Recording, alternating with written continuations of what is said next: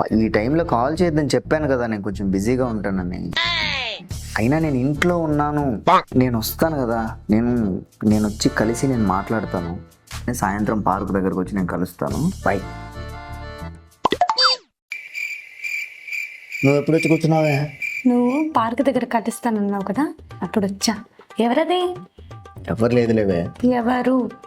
ఎవరు లేదన్నా కదా. చెప్తావా? ఇదేనా?